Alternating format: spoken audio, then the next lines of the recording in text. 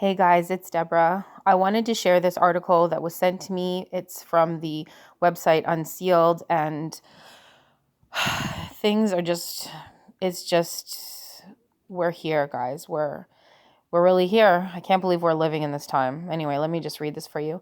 Breaking peace and security in the Middle East as Morocco, Oman, Djibouti, Qatar, and Saudi Arabia set to join Abraham Accords, dated Monday, October 26.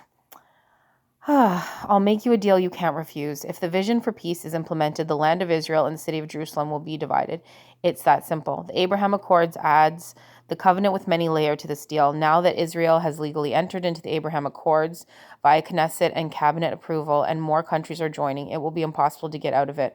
But God, at what time in the future will there ever be such a sudden, I don't know what that word is, of voices crying out peace and security as there are right now? All of these many will only make peace with Israel once. The breaking news is that it appears Morocco is set to announce normalization with Israel in days, and Oman, Djibouti, Qatar, and Saudi Arabia within days or weeks. Oh my gosh, this is emotional. A full-on 1 Thessalonians 5:3 detente has broken out in the Middle East, and the church is almost completely asleep. I'm literally, I have tears in my eyes when I'm reading this. Even more, many watchers have placed God in a box, assuming this couldn't possibly preface Daniel 9:27, 1 Thessalonians 5:3, and the rapture of the church. It's not wrong to keep your eyes and ears open to what's happening right now, while some suggest it is unwise to associate this deal with Daniel 9.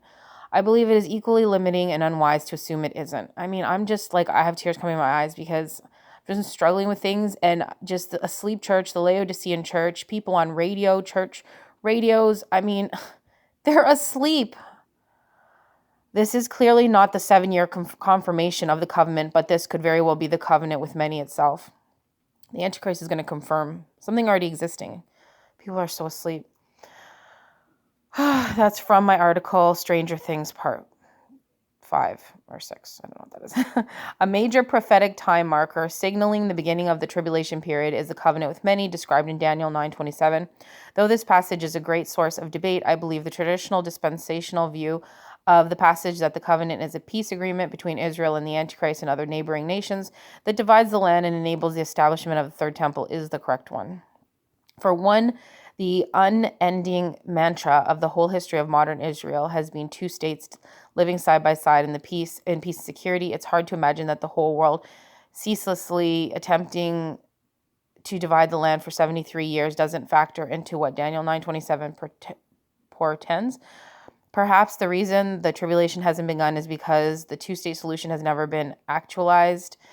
The Trump-Kushner vision for peace is the first plan that might actually come to fruition, and in some ways already has via the Abraham Accords and the Israeli governor's agreement to the vision of peace despite the Palestinian protests.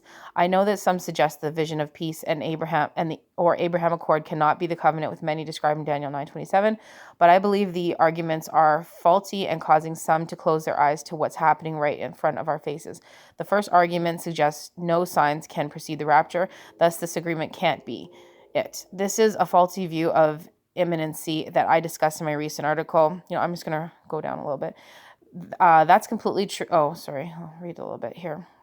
This is a faulty view, of imminency that I discussed in my recent article. Okay, I'm still reading here. Okay. The second argument proposes that Daniel 9:27 occurs after the rapture. That's completely true, but the argument is imprecise and missing a key point. Let me just go down a little bit. I'm going to include this article in the description box. I don't have much time right now. Okay, so it kind of ends there. So I guess this is his just argument for why this is what we think it is. I can read a little bit more. Let me see here.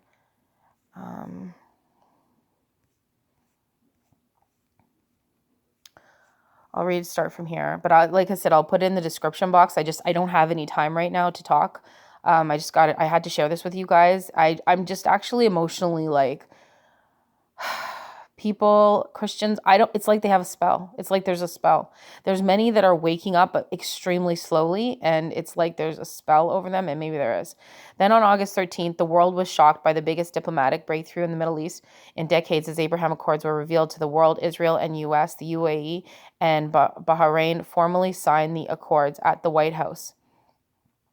Just 3 days before Rosh Hashanah. Other countries have expressed interest in joining, including Sudan, Oman, Morocco, Qatar, Kuwait, and Saudi Arabia. Simultaneously with this landmark deal, Serbia and Kosovo promised to move their embassies to Jerusalem, Kosovo being the first Muslim majority nation to do so. The 1 Thessalonians 5:3 words, peace and security have suddenly saturated social media, news, articles, and agreements, and speeches themselves like never before.